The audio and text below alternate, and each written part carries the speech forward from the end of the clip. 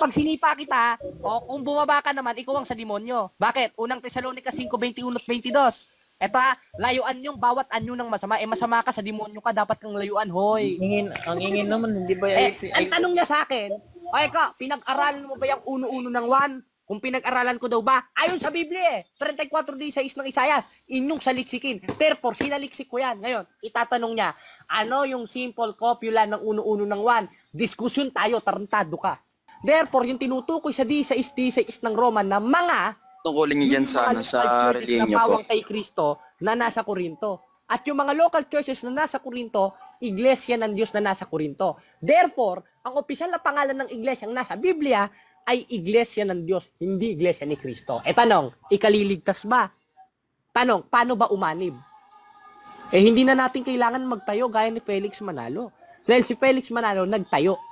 Basahin natin sa kanilang rehistro sa Security and Exchange Commission ang nakalagay that the founders of this association are Felix Manalo presiding on Taguig. Therefore, the founders of that association founded in Punta Santa, Manila, Philippines on July 27, 1914 is not our Lord Jesus Christ, but it's Felix Manalo. Therefore, yung iglesia na yan, tatag ng tao. Nagtayo kayo. Hindi naman natin kailangan magtayo, kapatid Dahil naitayo na Ang tungkulin lang natin, umanib. 3:6 ng Efeso, na ang mga hintili tagapagmanat kasangkap ng katawan na may bahagi sa pangako na kay Kristo Jesus sa pamamagitan ng Ebanghelyo. Therefore, sa pamamagitan ng pagtanggap natin sa tunay na Ebanghelyo ni Kristo, makasasangkap at makaanib tayo dun sa katawang sa Diyos o sa iglesia ng Diyos. Kaya ang pangalan namin, Members of the Church of God. Why members? Hindi mismo Church of God. Ng MCGI, hindi si Kristo.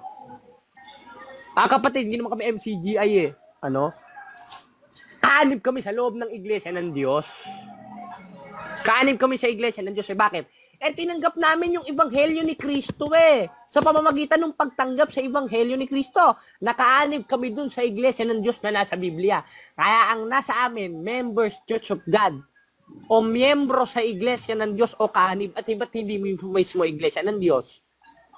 Wala pa naman kami, meron ng iglesia ng Diyos Siyempre, pangangalan mo, o yung ipapangalan mo yung mabuting pangalan, yung mabuting pangalan na yun. 22:1 ng Kawikaan. Ang mabuting pangalan ay maiging piliin, yung mabuting pangalan na dapat piliin. Kung anong katungkulan mo sa iglesia, kaanib ka, di pangalan mo kaanib. Kaya kaanib sa iglesia ng Diyos kay Kristo Jesus. Dahil iisa lang naman ang iglesyang nasa Biblia, hindi iglesia ni Kristo, kundi ang bahay ng Diyos na siyang iglesia ng Diyos na buhay. 3:15 ng unang Timoteo. Ngunit kung ako'y magluwat ng mahabang panahon, ay upang maalaman mo na kung paano sa mga tao na dapat ugaliin sa bahay ng Diyos na siyang iglesia ng Diyos na buhay. Kaya isa lang ang iglesyang nasa Biblia. Yun ang bahay ng Diyos na siyang iglesia ng Diyos na buhay, hindi iglesia ni Kristo. Yan ang sagot ko sa iyo, kapatid. Ito po magtanong. Sige. Saan po napupunta yung mga bully nyo po? Napupunta yung abuloy sa gawain.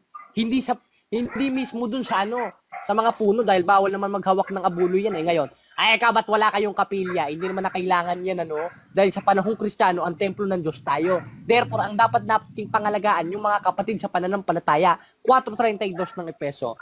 Magmagandang loob kayo sa isa't isa, mga mahabagin, na mangagpatawaran kayo sa isa't isa, gaya naman ng magpapatawad ng Diyos sa inyo kay Kristo. Therefore, yung pagmamagandang looban natin, yung mga tagalabas at mga kapatid, at doon namin ginagastos ang pera, gaya ng ginagawa ng mga apostol. Dumadalaw sa mga babaeng bao, dumadalaw sa mga kapatid na gipit, dumadalaw sa lahat ng may hirap, sa mga orphanage, at sari-saring dapat tulungan. Bakit?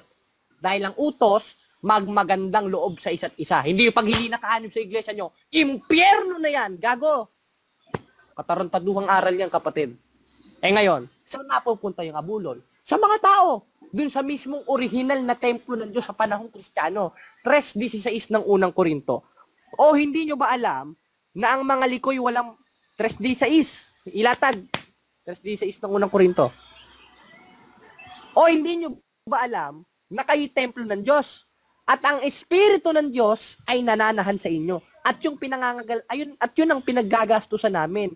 At yun ang pinangangalagaan namin. Yung original originated na templo ng Diyos at yun ang mga tao. Hindi yung templong ginawa ng kamay ng tao dahil hindi naman tatahan ng Diyos dun eh.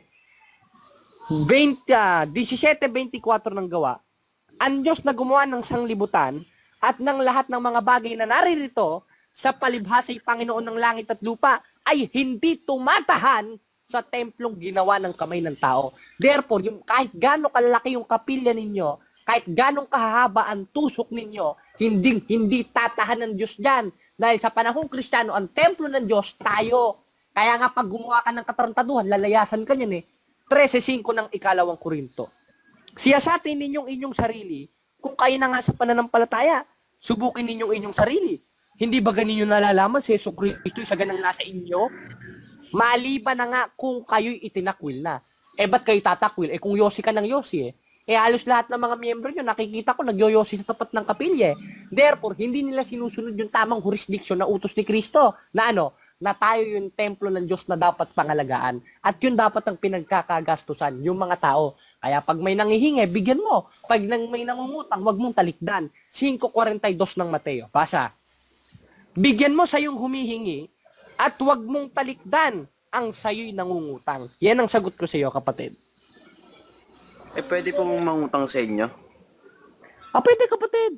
Katunayan nga, kauutang ko nga lang ng 500 nun sa isang kapatid. Buti, binigyan ako, 1,000 pa binigay Nakabili ko ng salamin ito. Nasa 50 ito. Hindi ko lang kasi maipakita sa camera galing sa kapatid ito Ito ring Biblia ko, galing sa kapatid. Dahil yun ang kalooban ng Diyos. Kahit po ba hindi kaanib sa relihiyon nyo? Pwede po manghingi ng Biblia? Namimigay kapatid, po ba pwede kapatid. Pwede kapatid.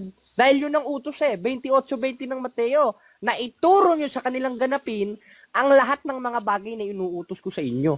Utos na ituro. Pag sinabing tinuro, kasama yung utos ni Kristo na pagbibigay. Na kapag may nangihingi, bigyan mo. Pag nangungutang, huwag mong talikdan. Dahil yun ang kalooban ng Diyos na dapat ugaliin sa bahay ng Diyos. At yun ang katungkulan ng tao. 12:13 ng Ecclesiastes. Itong wakas ng bagay, lahat ay narinig. Ikaw ay matakot sa Diyos at sundin mong kanyang utos sapagkat ito'y katungkulan ng tao. Ngayon, sasabihin nito mga panatikong brainwash sa baba, inuusig kami. Gago!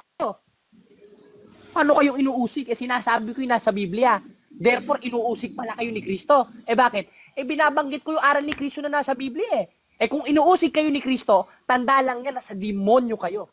Ayan ang sagot ko sa iyo, kapatid. Lalo na yung mga nasa baba diyang mga naninira sa akin. Pati buong pagkatao ko Kung tutuusin, ako nga ang dapat sabihang inuusig bakit? Yung kapatid mo sa pananampalataya, grabe kung i-edit ang mukha ko pati kapatid na Eli Yung mukha ko, nilalagay dun sa katawan ng babae. Na sabi, ito kasi Jared, bakla. Maghintay kayo. Ide-demanda ko kayo. Pero hindi ganun ang pakikibakan ng mga apostol. Hayaan na lang natin yon. 3:9 ng unang Pedro. Na huwag gantihin ng masama sa masama at alipusta sa alipusta, kundi pagpapala. Hayaan na lang yon. Ayan ang sagot ko sa iyo. Ito po bang tawag doon? Yung niyaya daw po ng mga ministro si Bro Eddie, tumanggi daw po sa debate. Hindi tumatanggi ang kapatid na Eli. Tanggal-tanggal nga botones ng kapatid na Eli dun sa Guagua, Pampanga bakit? Binugbog ng mga diakono pagkatapos ng debate Tapos yung pangalawang debate naman, binunutan siya ng barel. Kaya ang hamon ng kapatid na Eli, puno sa puno. Bakit? Kapag natalo mo yung isang ministro, dadakdak ng dadakdak. Wala, ikaw bakla-bakla. Pag natalo mo naman isa, bakla-bakla rin. Para maganda, puno sa puno. 12:6 ng Efeso, laban sa pamunuan. Dahil yun ang pakikibakan ng mga apostol. Kaya walang inaatrasan ng kapatid na Eli sa diskusyon. Walang kahit isang mangangaral na itnatrasan ng iglesia ng Diyos. Bakit? Dahil ang Diyos ang gumagawa. 2:13 ng Pilipos. Sapagkat Diyos ang gumagawa sa inyo, maging sa pagnanasa, ayon sa paggawa, ayon sa kanyang mabuting kalooban. Yan ang sagot ko sa iyo, kapatid. May documentary naman niya, mapapanood man naman Search mo na lang sa YouTube, ang tamang daan versus ang dating daan. Makikita mo yung kung paanong hindi makasagot yung mga ministro, sino nga atras sa diskusyon. Ayun ang kapatid. Malinaw naman po ba? Malinaw. Okay. Malinaw. Okay. Malinaw. Ikaw, anong masasabi mo, kapatid na Pepsi, kapatid na Boss Agila?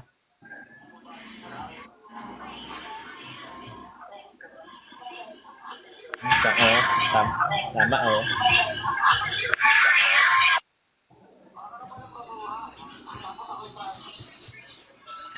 Ayan. Okay na po ba, kapatid na... Kasi ako dati, alam mo, kapatid na Z, kaanib rin ako eh. Kapatid rin kita dati sa pananampalataya eh.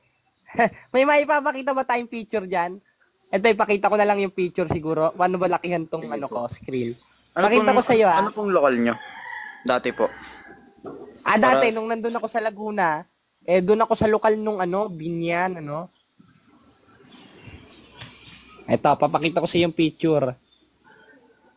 Ayan, naitala ako dyan. Dyan ang Saan? lokal ko. Ayan.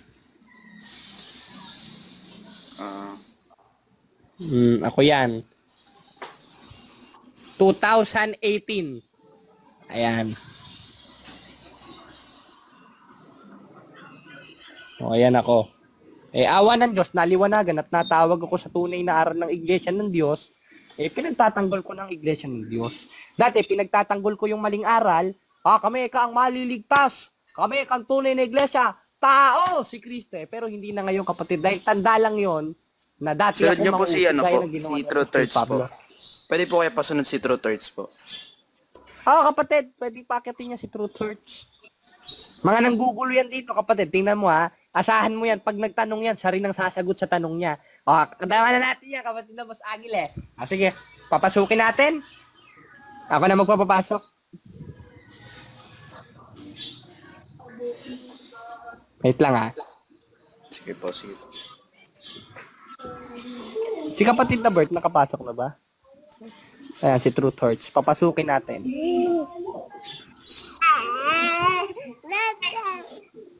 Ayan na. Ayun, Sige, magandang kapatid. hapon. Magandang hapon sa lahat ng nasa taas, sa viewers, magandang hapon sa inyong lahat. Sige, anong meron? Pwede ba akong magtanong? Bilisan mo, ano yon? Itatanong ko lang sana kung yung si Eliseo Fernando Soriano ay meron bang hula na pumapatungkol at siya ang katuparan? Kung hula lang rin naman, kapatid.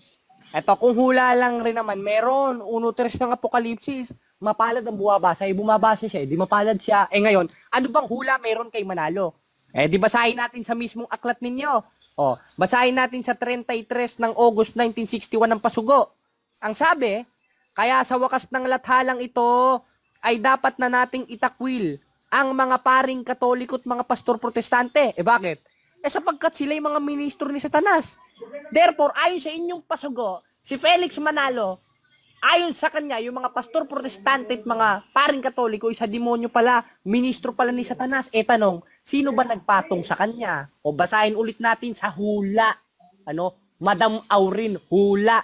Sa inyo mismong Pasugo sa taluntunin sa unang bahagi. Nakalagay, sa pahina 7, ang pagpapatong ng kamay sa kapatid na Felix ay tutungkulin ng mga obispo at mga pastor protestante na nasa kapuluan. Wala naman ng ibang mga reliyon sa kapuluan na natatag, kundi Katoliko mga paring Katoliko at mga pastor protestante. Kala ko ba sa demonyo itong mga ito? Ba't pumapayag kayo? Nagpapatong kayo ng kamay sa mga yan. Therefore, pumapayag kang patungan ng kamay at bigyan ka ng basbas o ihalal ka ng sugo o ministro ni Satanas. Kaya sa Satanas ka rin o sa demonyo ka rin. Yan ang hula para sa sugo. Jared. Salamat sa pagtatanong, kapatid na Truth Hurts. Jared, Next na pwede magtatanong bang- natin dahil madami-dami tayo dito. Wala Holy Hanap ka ng hula doon ka sa Quiapo. Galing kami doon Ang daming nanguhula doon, di ba kapatid na JB? yung parang baraha. Yung balaha. Yung bara-baraha. Dapat nagpahula na lang itong mga walang yang ito Gusto pala na ito ng hula Pasensya na. Bible ito? Bible question and answer ito. Hindi ito Madam Aurin dahil kasuklam-suklam sa Diyos yun. 18:10 ang Deuteronomio. Huwag makakasumpong sa inyo ng sino mang nagpaparaan sa apoy ng kanyang anak na lalaki o anak na babae o nanguhula o nagmamasid ng pamahiin o engkantador o engkantador ng mga ahas. Sapagkat ang sino mang gumagawa ng mga bagay na ito, karumal-dumal sa Diyos, gusto pala nito, karumal-dumal sa Diyos ang ginagawa sa'yo na lang yan, sarilihin mo na lang yan. Pumunta ka sa impyerno mo mag-isa. Gago. No, di ba? Ganun lang naman yun eh. Ikaw kapatid Nabasa. na JB, na ano mo ba? Nabasa na yung pasugo nila eh.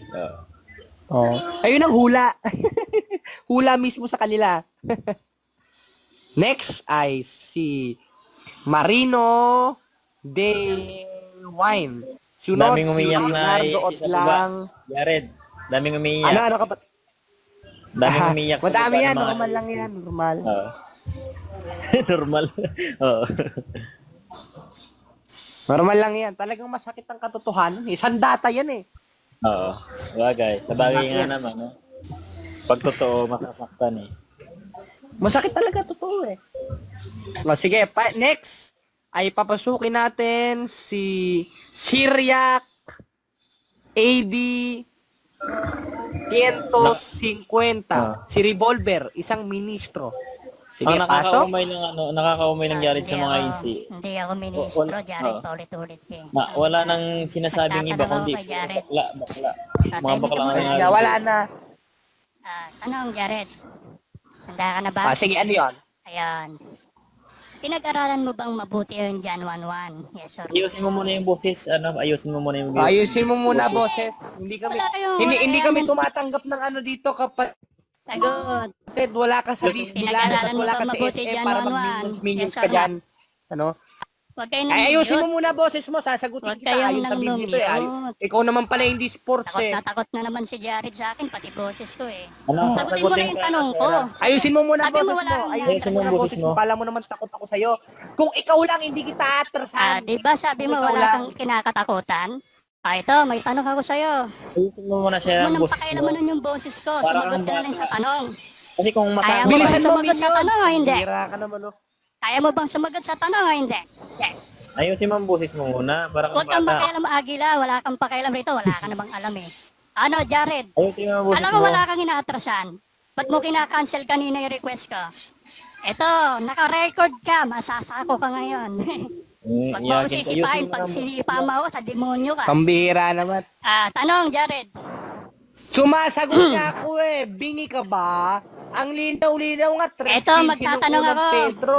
Handa dapat. Ito, itanong ko, Jared. Pinag-aralan mo bang mabuti ang Jan 1-1, Jared? Yes or no? Ito ulit. Ito ulit ang ano. Kaya ako kinakancel. Alam kong Pinag-aralan mo bang mabuti? Sabi mo Pambihira ka oh.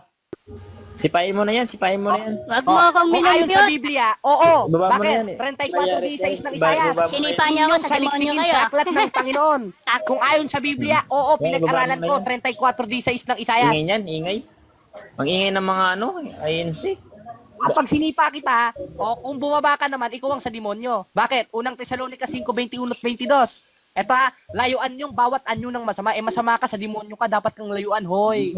Ang ingay naman, hindi ba Ang tanong niya sa akin, ay ka, pinag-aralan mo ba yung uno-uno ng 1? Kung pinag-aralan ko daw ba? Ayon sa Biblia 34:16 ng Isayas, inyong saliksikin. Therefore, sinaliksik ko yan. Ngayon, itatanong niya, ano yung simple copula ng uno-uno ng 1? Diskusyon tayo, tarantado ka.